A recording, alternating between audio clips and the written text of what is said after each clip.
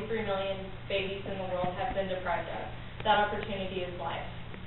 This source comes from abortionno.org.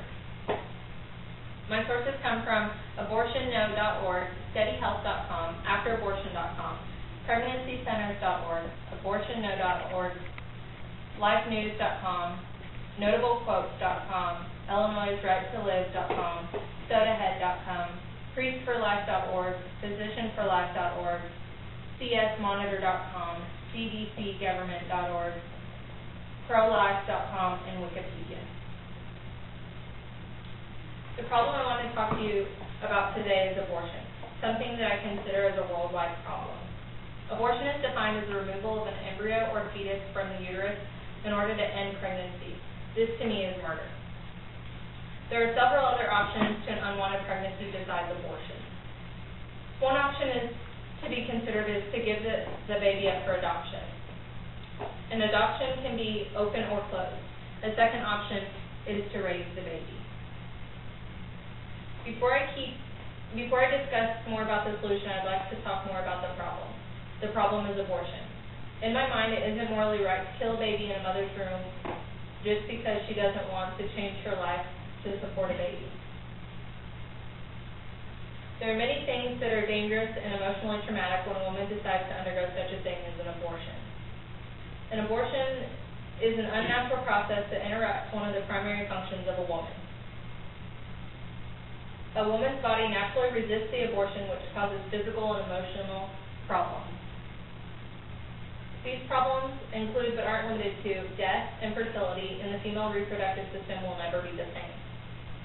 There are also emotional problems that come with an abortion that often a woman will feel extremely guilty. A lot of women will also experience post-abortion stress syndrome, also known as PASS.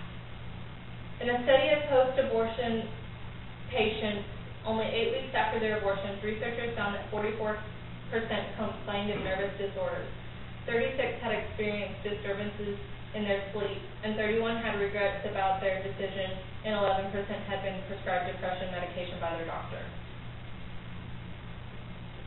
These sources come from steadyhealth.com and afterabortion.com. In one day, 115,000 babies are aborted. Not only does this affect the mother and the family of the aborted baby, but our society. Especially during these tough economic times we're having today, those 115,000 babies could grow up to be business owners and provide thousands of jobs that would stimulate our economy. Not to mention, if we could find one way to justify murder, we could probably find another. This also has taught society that we can eliminate anything inconvenient. I think it also has created the idea that humans are disposable. This comes from abortionno.org. I believe that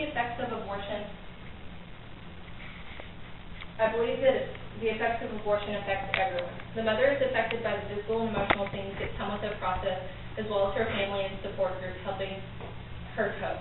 Our society is affected by the deprivation of people that make up our society. I've read about many women who regret their decision to abort their baby. One example comes from lifenews.com. Norma McCurvey, the former Roe of the infamous Roe versus Wade Supreme Court decision that legalized unlimited abortions, isn't the only woman who wants high court to reverse the case.